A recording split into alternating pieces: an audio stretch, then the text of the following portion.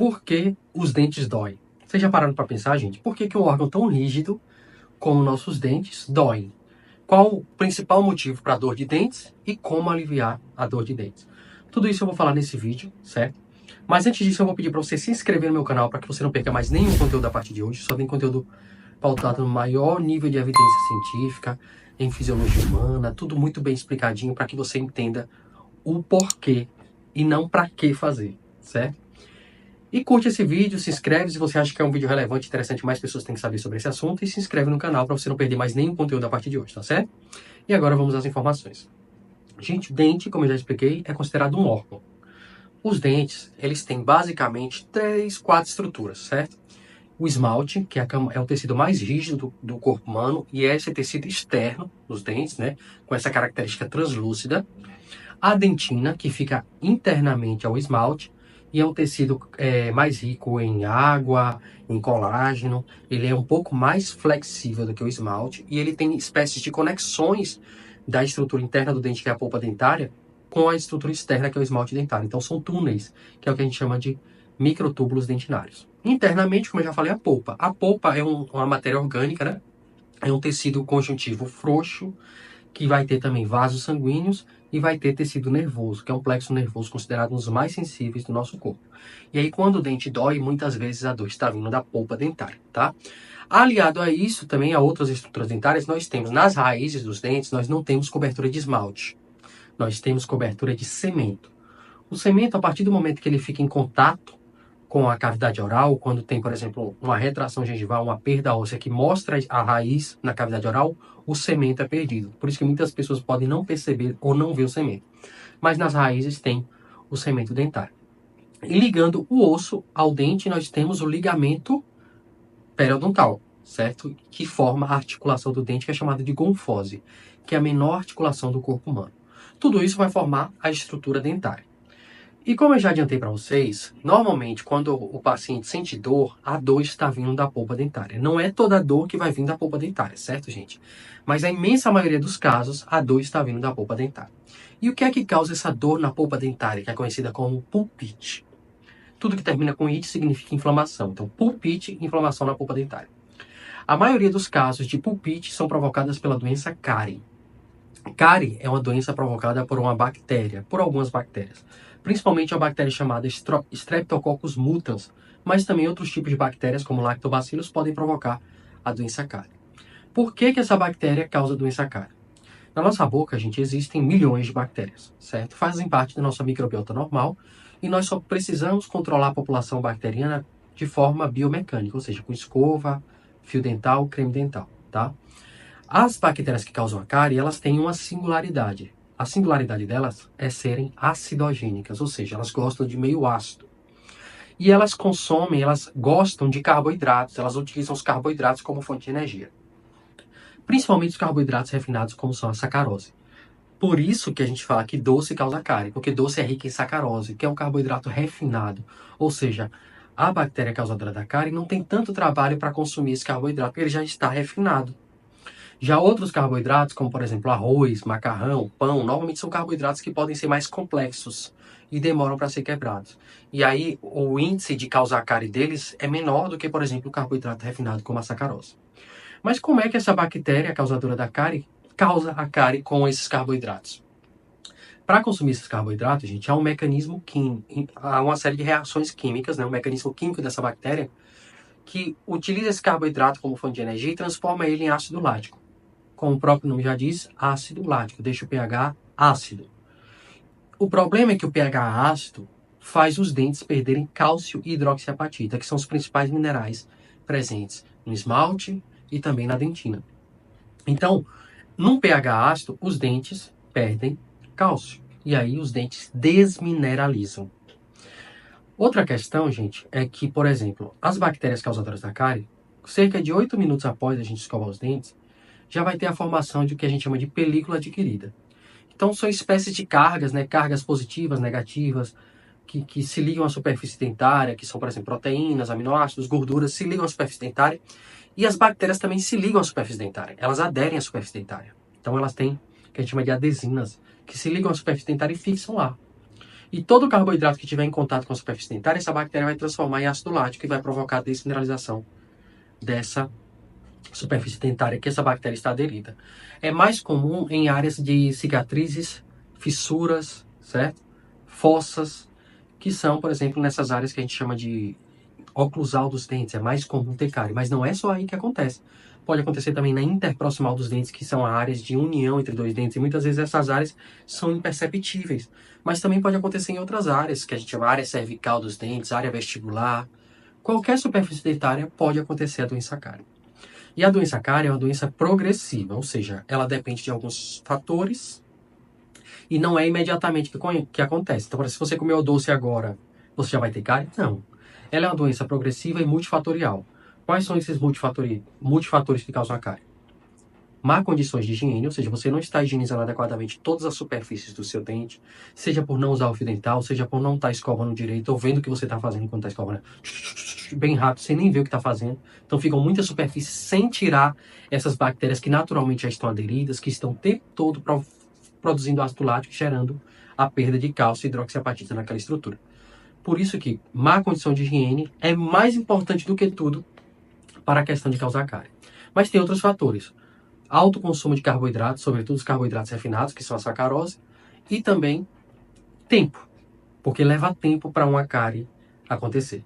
Não é tão simples e não é tão rápido. Por exemplo, em um dente de leite, que são os dentes descidos, né, de crianças, a cárie pode demorar em torno de 1 ano para destruir um dente. Ou seja, um dente de leite é muito mais rápido. Já no dente permanente, um dente de adulto, a cárie pode chegar até 4 anos para destruir a coroa de um dente completamente. Então, um dente de adulto é mais lento. Se a pessoa chega com o dente todo destruído, se está com a cárie profunda, é porque já tem muito tempo que essa pessoa está negligenciando a adequada higiene bucal ou as consultas regulares com o dentista, tá? Então, como eu expliquei para vocês, não é de uma hora para outra que vai causar, que a cárie vai acontecer, mas sim de uma sucessão de hábitos da mesma forma, de técnica de higiene inadequada. Quando eu digo que ela é multifatorial, por exemplo, se você deixar de higienizar sua boca hoje e comer o carboidrato hoje, você não vai ter cárie. Então tem o fator tempo que não aconteceu. Se você consome muito carboidrato ao longo do tempo, mas higieniza adequadamente, você tira um fator que não deixa a cárie acontecer. Certo? E um dos principais fatores é a correta higienização bucal. Então o principal de tudo é você higienizar sua boca corretamente para que você não tenha cárie. Entendendo a cárie, gente, por que a cárie é responsável pelas principais causas de dor de dente? É porque esse dente, quando é desmineralizado, ele vai formando uma cavidade. E vocês concordam comigo que a cavidade é mais difícil de higienizar, porque muitas vezes a escova não vai chegar, o creme dental não vai agir naquela região, e ali as cáries ficam lá como se fosse uma caverna protegida, consumindo carboidrato, secretando ácido lático e aquela cavidade se torna profunda. O problema é que quando essa cavidade faz as bactérias se comunicarem com a polpa dentária, que é a superfície mais interna do dente, a camada mais interna do dente, essa polpa inflama. E uma inflamação, ela tem basicamente 5 características. Dor, rubor, que é o quê? Mais vermelhidão, mas como está dentro do dente você não consegue ver. Aumento de temperatura, então por ter um aumento da velocidade cinética do sangue circulando ali, fica mais quente a região, então se você palpar a região de um dente inflamado, você vai ver que está mais quente.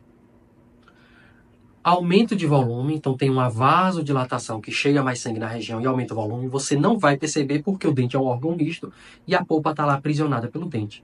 E perda de função, porque muitas vezes essa dor, esse inchaço, tudo isso faz com que a pessoa não utilize esse dente para mastigar porque ele está dolorido, ele está incomodando, etc. Certo? E muitas vezes esse aumento de volume provocado pela inflamação é o que aumenta a pressão interna dentro da polpa dentária. Então tem um aumento de volume, chega mais sangue na polpa, a polpa fica inflamada, certo? E por estar inflamado e o dente ser um órgão rígido, não tem para onde essa polpa se expandir. Então ela comprime um plexo nervoso que está no interior do dente, que é considerado um dos mais sensíveis do corpo humano. E quando ela comprime, dói. E aí a pessoa muitas vezes acha que essa dor é em sincronia com os batimentos cardíacos. Ela não acha não, ela tem certeza, porque é realmente. Porque o coração bombeia, chega mais sangue lá dentro do dente, aumenta a pressão interna, e a pessoa sente a dor. E por isso que fala, meu dente está chuchando, meu dente está latejando. É porque está chegando mais sangue a cada vez que o coração bombeia, aumenta a pressão dentro do dente, aumenta a pressão dentro do plexo nervoso, a compressão, e o paciente sente mais dor. Aliado a isso, todas aquelas bactérias consumindo carboidratos, consumindo colágeno, consumindo matéria orgânica, libera gases, faz reações químicas, e aquele gás fica aprisionado dentro do dente, parecendo uma panela de pressão. E tudo isso gera dor. Considerado uma das piores dores do mundo. É por isso que a questão da cárie é responsável por uma das piores dores do mundo, que é a dor de dente. Mas não é só a cárie. Eu vou focar na cárie para o vídeo não ficar tão longo, mas tem outros motivos para causarem dor de dente. Por exemplo, lesões no ligamento periodontal, como uma periodontite, um abscesso no ligamento periodontal do dente. O dente é como se fosse, o ligamento periodontal é como se fosse um amortecedor. Então, a partir do momento que você comprime ou sensibiliza nervos que o ligamento periodontal tem muitos, o paciente sente dor. Uma fratura dentária que lesiona o ligamento periodontal, o paciente sente dor, certo? Uma retração gengival que mostra a camada da raiz do dente, que não é coberta por esmalte, o paciente sente muita sensibilidade térmica e sente dor, certo?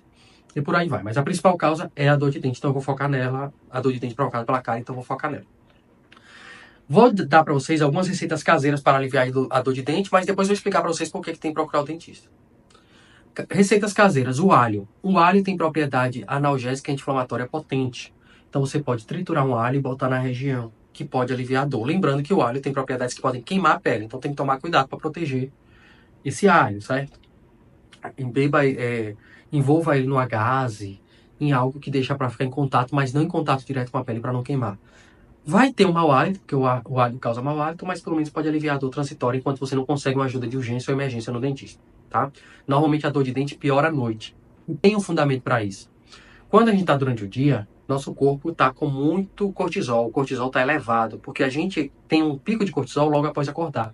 O cortisol melhora nosso metabolismo energético, o cortisol melhora nossa capacidade cardiorrespiratória, nos deixa mais ativos, por isso que o cortisol aumenta logo após a gente acordar.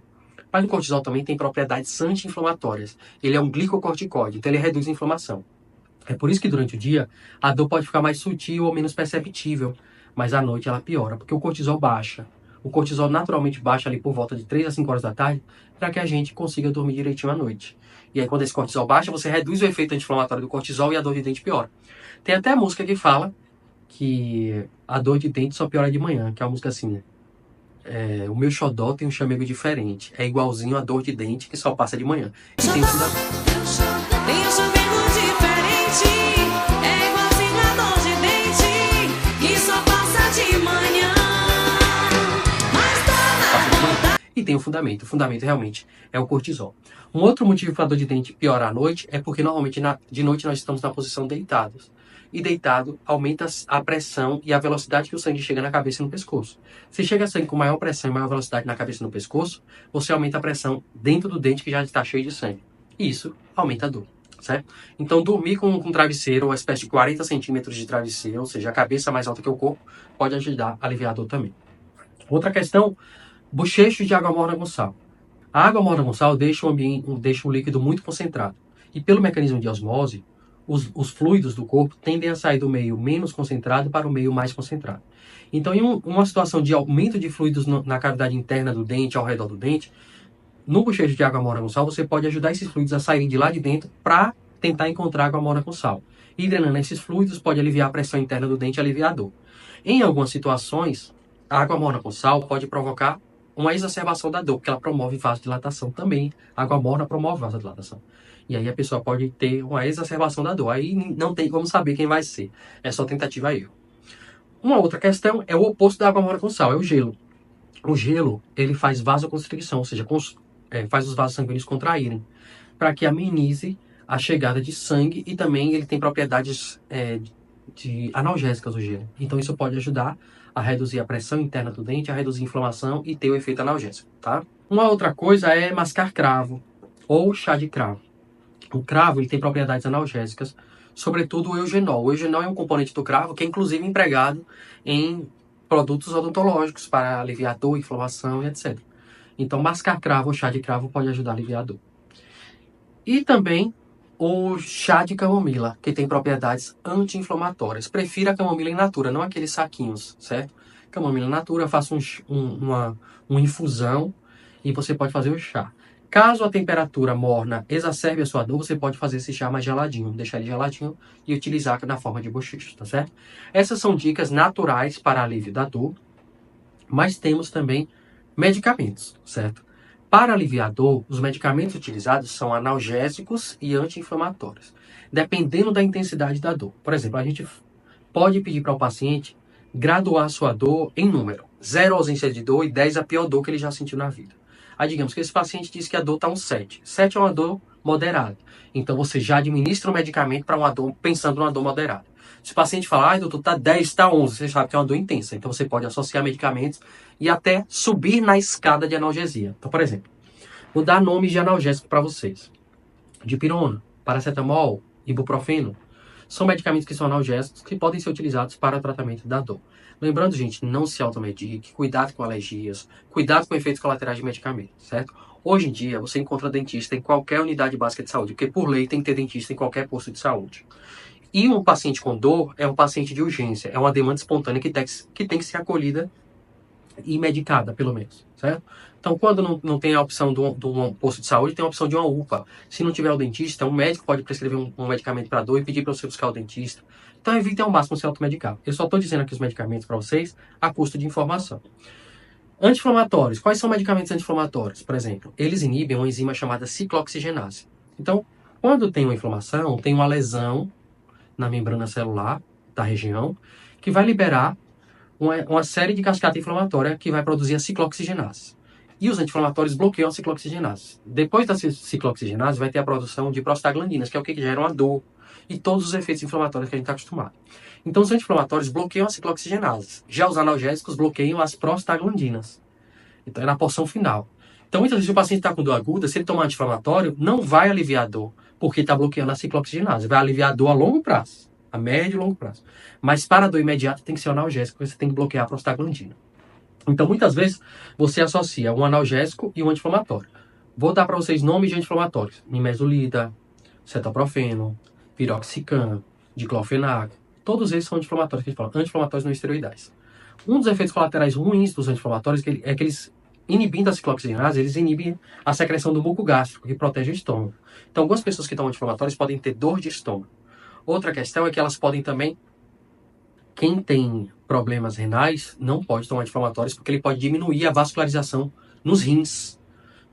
Os rins, eles precisam das prostaglandinas. As prostaglandinas fazem vasodilatação nas artérias, que jogam sangue para os rins.